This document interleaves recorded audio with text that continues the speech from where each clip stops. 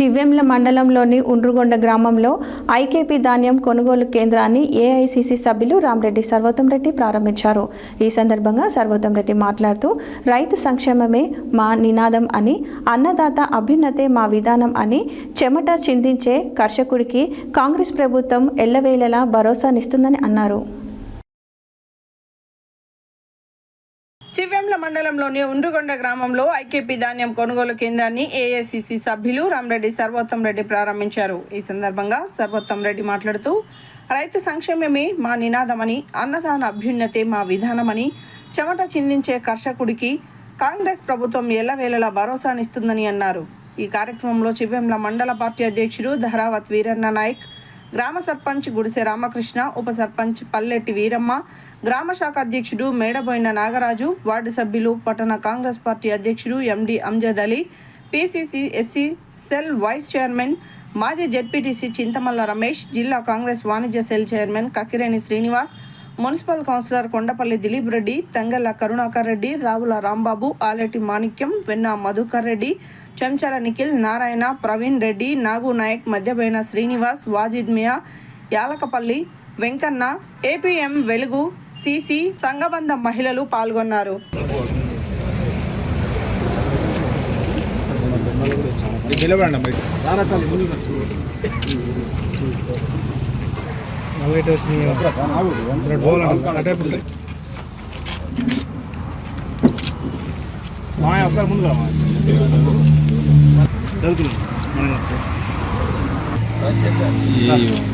అన్న ఒక్క నిమిషం.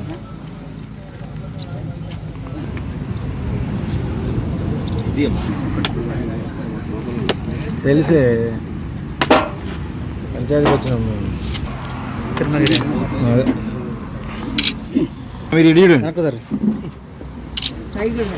రైట్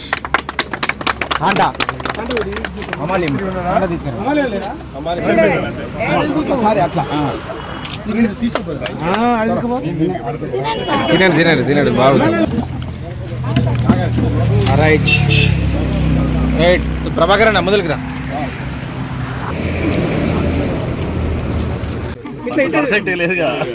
మీరు ముందుకు రండి, ముందుకు రండి.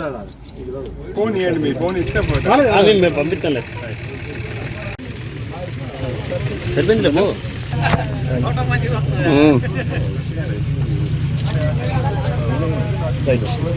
కాబట్టి ప్రభుత్వం యొక్క లక్ష్యం ఏంటి? ఎట్టి పరిస్థితుల్లో రైతులకు 48 గంటల లోపు ధాన్యం మనకు ఇక్కడ జోకి ఇచ్చిన తర్వాత 48 గంటల లోపు వాళ్ళ డబ్బులు అకౌంట్లో జమ కావాలంటే మీరు చేయాల్సిన ఏదైతే ట్యాప్లు చేయాల్సిన పేపర్ వర్క్ కానీ ఇంకోటి కానీ ఎక్కడ ఆలస్యం లేకుండా చేస్తే అది నెరవేరుతుంది. మన లక్ష్యం 48 గంటలు అవుతుంది. ఇంకొక విషయం, ఇప్పుడు రేవంత్ రెడ్డి గారి ప్రభుత్వం, ప్రజాప్రభుత్వం, కాంగ్రెస్ ప్రభుత్వం 1 కోటి మంది మహిళలను కోటీశ్వరులు చేయాలని ఆలోచనతో పనిచేస్తుంది. అందుకోసమే మీరు అది గమనించండి.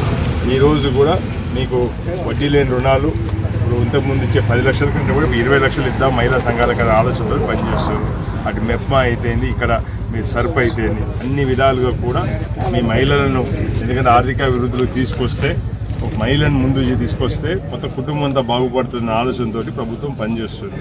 అది గమనించి మీరు కూడా ఎక్కడ కూడా ఎట్లాంటి అవకతవకలు లేకుండా రైతులకు న్యాయం చేసే విధంగా, ఇక్కడ రైతులకు ఇబ్బంది లేకుండా మనం ట్యాగ్ చేసి పంపించడం, కరెక్ట్గా పంపిస్తే ఎక్కడ ఎవరికి ఇబ్బంది లేకుండా జరుగుతుంది ప్రాసెస్.